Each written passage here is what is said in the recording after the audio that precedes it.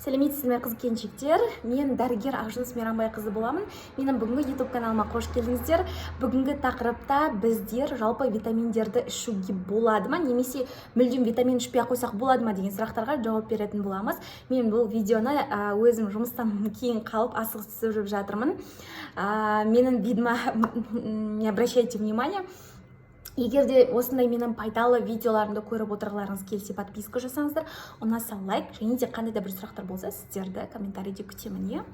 Енді жалпы қараңыздар, біздің организміміз макро және микронутриенттерден тұрады. Макронутриенттерге біз бұлда белок жатады, ақуыз, майлар жатады. Микронутриенттерге витаминдер және минералдар жатады. Енді қараңыздар, маған осы жақында ғана бір 3-4 сұрақ келіп тура осыған байланысты. Витамин ішпей қойсақ болады ма? Немесе жүктілік кезінде витамин ішу міндетті ма? Немесе ішпей қойсам не болады деген сияқты сұрақтар келіп жатыр да. Енді мен айтар едім, жалпы вита дегеннің өзі көріп тұрсыздар, жизнь, да? Вита жизнь деген мағынаны білдіреді. Это наша жизнь деп айтсақ та болады, витамины. Өйткені қазіргі уақытта көп адамдар витаминдерге келген кезде витамин сөзі қазіргі уақытта просто так адамдарға маңызы болмай қалған. Өйткені қазіргі уақытта добавкалар, витаминдер өте көп қой, минералдар. Маңызын адамдар дұрыс түсінбейді оныңша. Оның қазір мен сіздерге қысқаша болса да түсіндіруге тырысамын. Енді қараңыздар, жалпы кейбір витаминдер болады біздің организмімізде синтезделеді, кейбіреулерін біз тағам арқылы қабылдаймыз, кейбіреулерін тағам арқылы да синтезделмейді де, тағам арқылы қабылдай алмаймыз. Сондықтан добавка түрінде алуға болатын түрлері де бар. Енді қараңыздар, мен айтар едім, егер сіз толыққанды питаниеңіз өте богатый болатын болса, тағамдар, яғни әртүрлі витаминдерге, минералдарға, белок, ақуыз, майларға яғни бай болатын болса, және де сіз тамақтануыңыз четко болатын болса, кәдімгідей мұнша мөлшерде белок керек, мұнша мөлшерде май керек, мұнша мөлшерде көмірсулар қабылдауым керек деп сіз кәдімгідей өзіңізге қажетті тамақтануыңыз бай болатын болса, қабылдамай қойсаңыз болады да.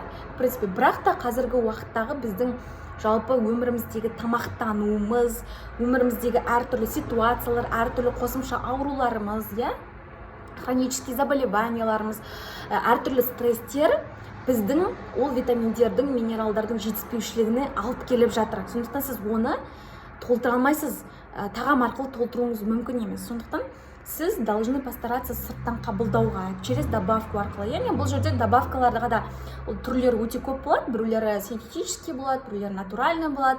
Смотря ол фирмасына да байланысты, қандай фирма, құрамына да байланысты, оны таңдай білудің өзі өте маңызды. Қазіргі уақытта өте көп деген витаминдер, минералдар өте көп, фирмаларды өте көп.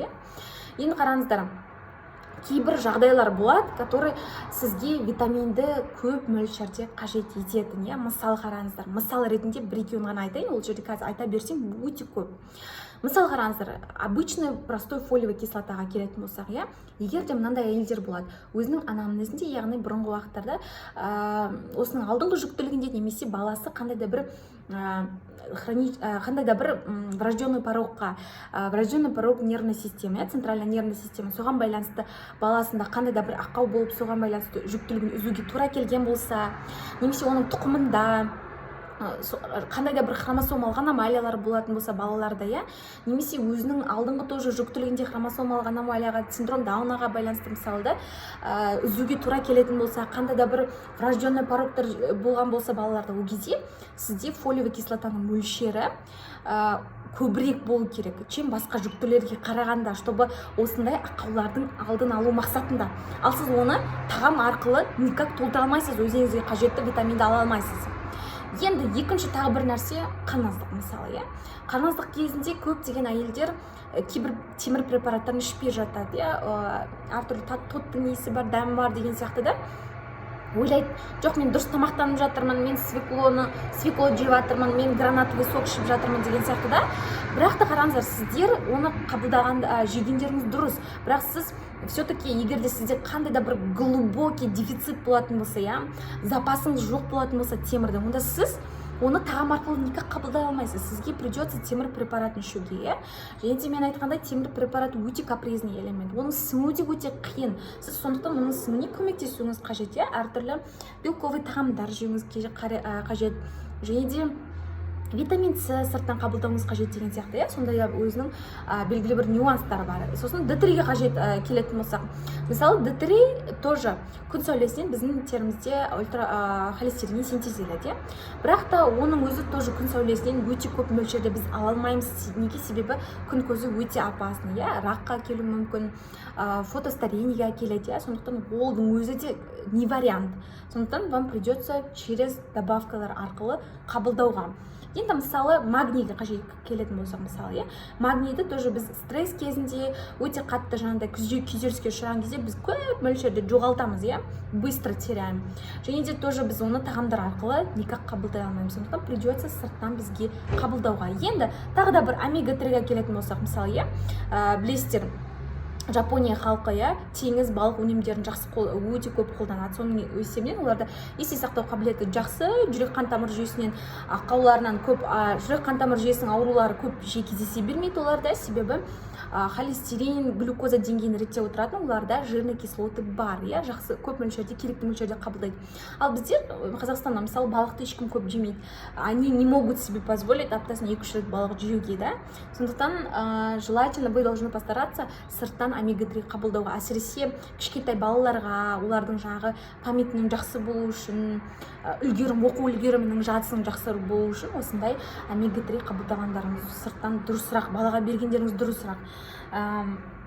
Міне осындай сияқты айта берсем, витаминдер мен минералдарға қатысты осындай нюанстар өте көп. Сондықтан мен айтар едім, бұл жерде сіздің қабылдағандарыңыз дұрысырақ және де белгілі бір курспен. Яғни үздіксіз тоқтамастан емес, өзінің белгілі бір курсы болады. Мысалы, бір жылда 2 рет, 3 рет курс жасап тұруға болады. Арасында перерыв жасап. Және де оның тоже дозировкасы бұл жерде маңызды, және де сіздің қосымша жеп жатқан тамақтануыңыз да маңызды, және де қандай фермадан алғаныңыз, және де оның құрамы тексеруден өткен ба, соның барлығы өте маңызды. Тек қана бір кез келген қазіргі уақытта өте фермалардың витаминдері өте көп қой, мысалы. Яғни олардың құрамын дұрыс білмейді кейбір қыз-келіншектер, сондықтан просто сізге маркетинг қой, қазіргі уақытта қалай айтады, сол бойынша мақтаса болды, ала береміз, Ой, витамин десе все, ала береміз барлығын. Бұл жерде вы должны сначала құрамына мән беруге, және де тексеруден өткен ба, өтпеген ба, соған тоже мән беру керек. Өйткені қазіргі уақытта БАДтар, чем лекарственный средстволарға қарағанда, как бы тексерістен аз өтеді, мысалы. Енді айтайын деген осы қыз-келіншектер. Надеюсь, бұл тақырып сіздерге маңызды, және де пайдалы болды деген үміттемін.